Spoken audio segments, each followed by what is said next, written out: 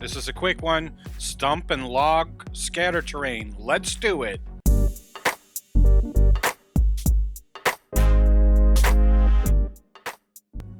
Get yourself some XPS foam, cut yourself a small chunk, and begin to carve.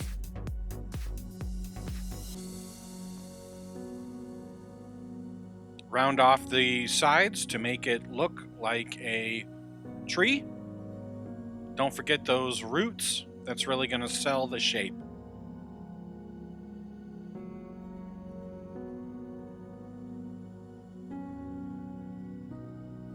Score the top and go back in and take out a little bit of that middle of the foam. That's going to look like the bark around the inside of the tree. And because this was a 1/2 inch piece of foam, I'm going to glue a third root to the tree to give it a little more dimension. Round those edges, clean it up, and get yourself a nice pen and start adding texture. We're going to do the rings for the top, and then just do a bark, a quick up and down wood grain bark texture.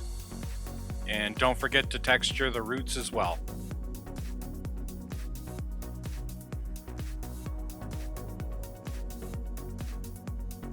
For the logs, same process. Cut yourself off a hunk, probably a 1/2 inch by 1/2 inch. Round off those corners and edges. This is a real long piece, so I snap in half. Do the trick on the end there by scoring and removing the centers. And then when that's done, just lay down some texture all over the whole thing with your pen.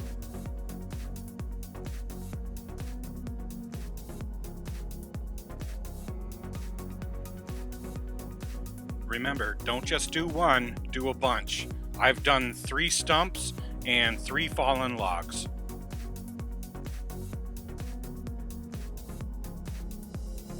Time to base everything. I use fender washers. Fender washers are going to work really good for these stumps. Lay some hot glue down and stick your stump. Let's flock those bases. White PVA glue. Use a cheap terrain brush. Spread that glue around and then dunk them in your craft sand. Wipe the excess sand and glue off the edges for a clean look on your base. Fallen logs are a little different, a little too large for a washer alone. So let's grab some chipboard. You can find it on a cereal box or Little Debbie snacks. Glue your fender washer down. This is going to add a little weight so it doesn't blow off the table. And then hot glue your log down. Make sure you cut it out. And we need to flock this as well. Grab your white PVA glue, put it down, spread it out with a cheap terrain brush, and this is a little too large for me to dunk, so I'm going to sprinkle. I'm going to sprinkle like a champ, get this baby flocked.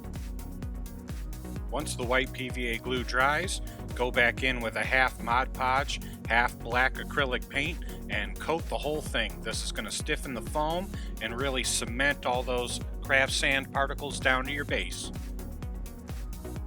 I use Americana's Mississippi Mud as my ground color.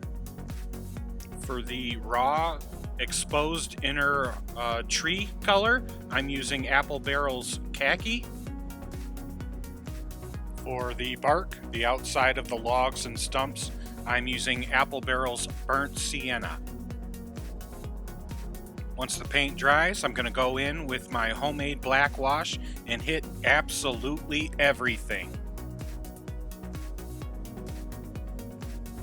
Once the wash is good and dry, I'm going to grab Deco Arts Honey Brown, and I'm going to give everything a really smooth dry brush.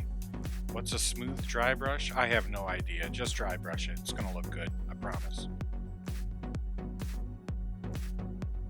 With the painting complete, it's time to do a final flocking. Once again, white PVA, grab your terrain brush, spread that glue around, and then we're going to sprinkle some blended turf on it. Flick off the excess and allow to dry. Now that the glued flock is dried, I'm going to grab some of my clump foliage, tear it into small little bits that look like growth and bushes, and I'm just going to glue them where I feel they should go.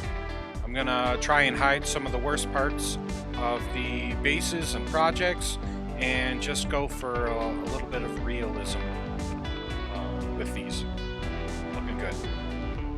Finally, to finish off this craft, I'm going to pour a little white PVA and mix it up with some water for a watered down gluey mixture, and then you're just going to soak all the clump foliage and your grass flock.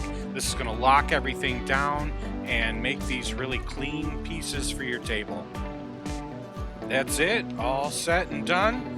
Set these up and scatter them around to fill out your forests. I hope you liked this short video. If you did, smash that like button.